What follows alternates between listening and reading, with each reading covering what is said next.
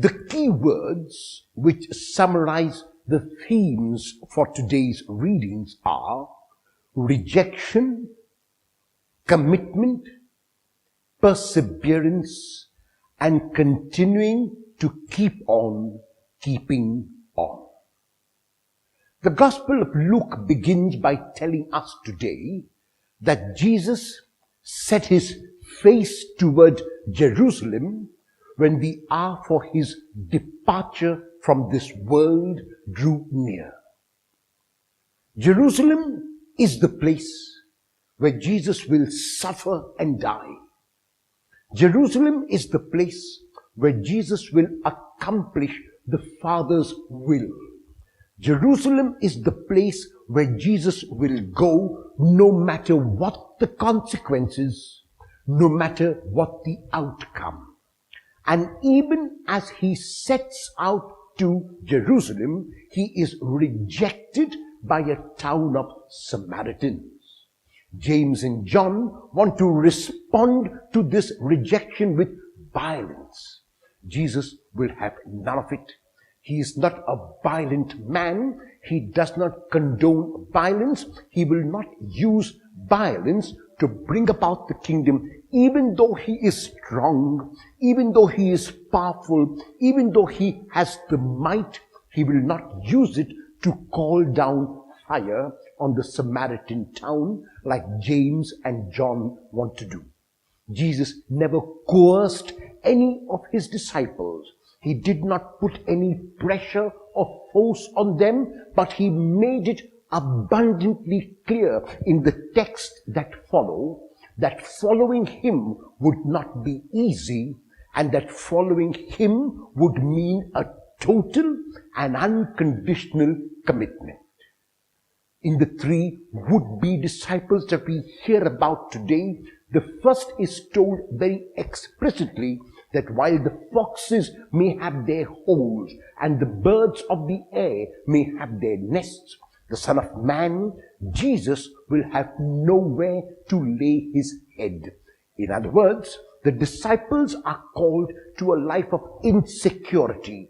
The disciples are called to a life of physical discomfort. The disciples are called to a life of lack of possessions.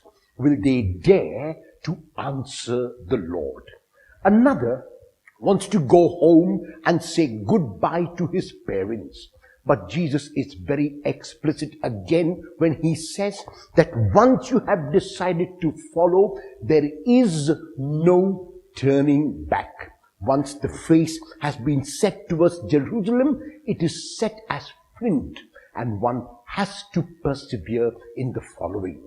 Even to the one who wants to fulfill family commitments like burying the dead, which was a very sacred and religious obligation, Jesus says no. And the reason why he says no is because the kingdom is more powerful, the kingdom is more important, the kingdom is the all-important focus of a disciple. In the first reading, we will hear how Elisha becomes a disciple of Elijah and is able to go back to say goodbye to his parents. As far as Jesus is concerned, the goodbyes must be said before the following, because once one follows, one has to persevere in the following. And this is what Paul tells the Galatians in the second reading of today, when he invites them to live lives in the spirit and not lives in the flesh. To live lives which are giving and sharing and concerned about others, rather than lives which are concerned only about the selves and about the externals and about the flesh. If one is a true disciple of Jesus, then like Jesus, one will not be afraid to set one's own face like flint toward Jerusalem, because Jerusalem is the place where God's will is done. God's will is the only thing that matters for the disciple, and whether family, whether material possessions, whether different kinds of experiences come in the way, they will not deter the disciple from going toward Jerusalem like they did not deter Jesus.